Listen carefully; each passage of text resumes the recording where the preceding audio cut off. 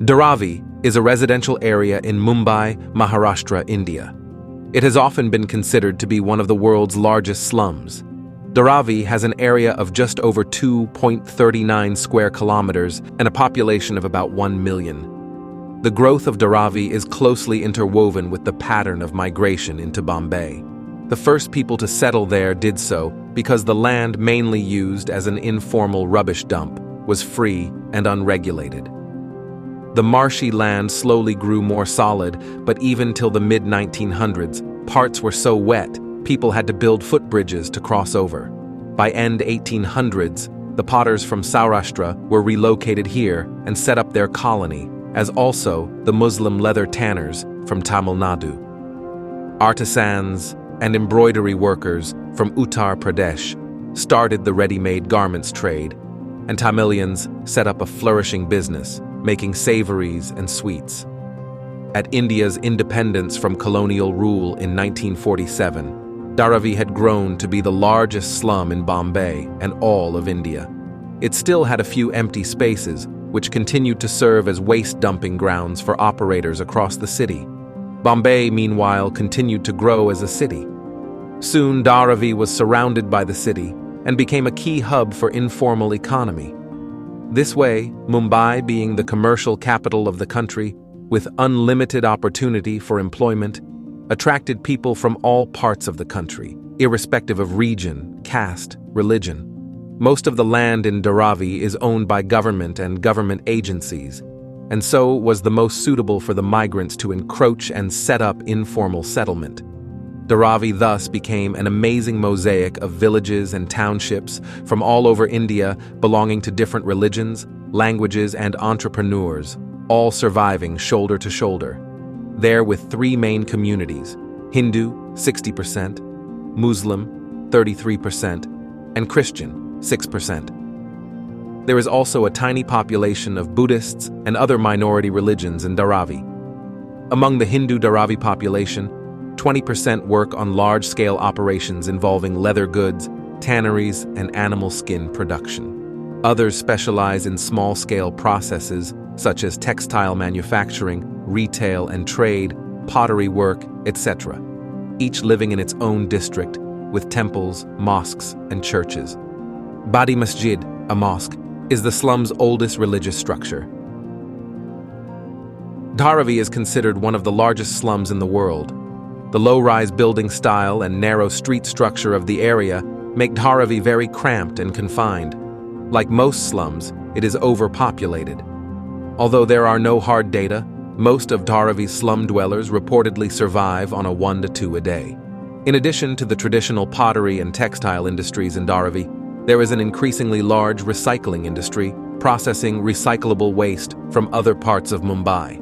Recycling in Dharavi is reported to employ approximately 250,000 people. While recycling is a major industry in the neighborhood, it is also reported to be a source of heavy pollution in the area. The district has an estimated 5,000 businesses and 15,000 single-room factories. 2 major suburban railways feed into Dharavi, making it an important commuting station for people in the area going to and from work. Dharavi exports goods around the world. Often these consist of various leather products, jewelry, various accessories, and textiles. Markets for Dharavi's goods include stores in the United States, Europe, and the Middle East. The total, and largely informal economy, turnover is estimated to be between to over $1 billion per year. The per capita income of the residents, depending on estimated population range of 300,000 to about 1 million, ranges between $500 and $2,000 per year. Dharavi's business is illegal, untaxed, and unregulated. Needless to say, the work environment is extremely hazardous and unsafe, resulting in fatalities and disease. Toxic sludge flows down alleyways, and child labor is widespread. Many of Dharavi's kids start school, but few of them finish. Potable water is supplied by the MCGM to Dharavi and the whole of Mumbai. However, a large amount of water is lost due to water thefts, illegal connection, and leakage. The community also has a number of water wells that are sources of non-potable water, Cooking gas is supplied in the form of liquefied petroleum gas cylinders sold by state-owned oil companies.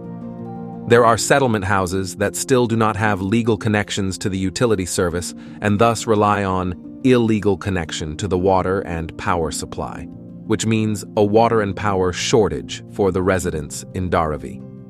Dharavi has severe problems with public health. Water access derives from public standpipes stationed throughout the slum. Additionally, with the limited lavatories they have, they are extremely filthy and broken down to the point of being unsafe. Mahim Creek is a local river that is widely used by local residents for urination and defecation, causing the spread of contagious diseases. The open sewers in the city drain to the creek, causing a spike in water pollutants, septic conditions, and foul odors. Due to the air pollutants, diseases such as lung cancer, tuberculosis, and asthma are common among residents. There are government proposals in regards to improving Dharavi's sanitation issues. The residents have a section where they wash their clothes in water that people defecate in. This spreads the amount of disease as doctors have to deal with over 4,000 cases of typhoid a day. In a 2006 Human Development Report by the UN, they estimated there was an average of one toilet for every 1,140 people. Virtually all housing has been constructed illegally and is extremely crowded and small.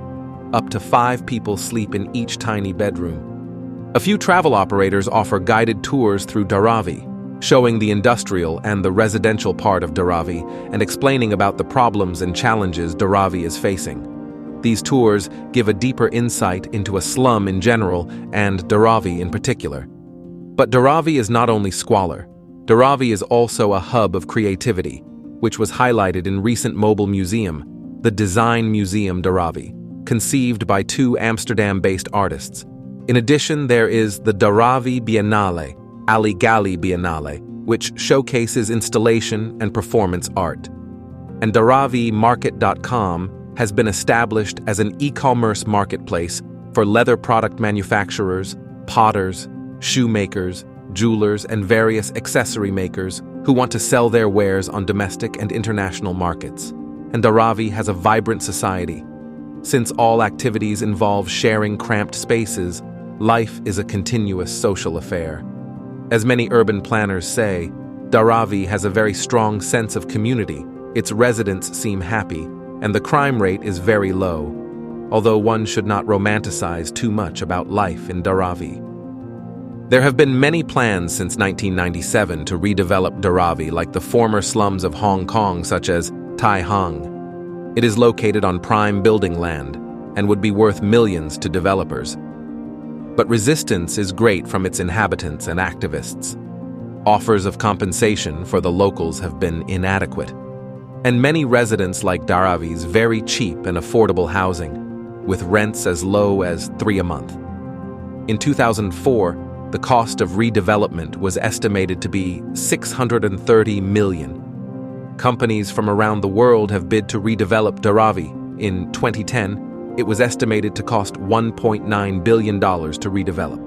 The plan involves the construction of 2,800,000 square meters of housing, schools, parks, and roads to serve the 57,000 families residing in the area, along with 3,700,000 square meters of residential and commercial space for sale. There is still a significant local opposition to the plans, largely because existing residents still feel 33 square meters of revised permanent alternate accommodation per tenant is not adequate each. Furthermore, only those families who lived in the area before 2000 are slated for resettlement. Concerns have also been raised by residents who fear that some of their small businesses in the informal sector may not be relocated under the redevelopment plan. Due to this opposition, a trust has been proposed called the Dharavi Community Land Trust that will be made up of community members, landowners, and neighborhood associations. In the spring of 2023, it became known that the Indian billionaire Gautam Adani intends to do the reconstruction of Dharavi. Adani Properties offers the largest amount of construction investments, $615 million, Mumbai authorities estimate the total cost of the work at $2.4 billion.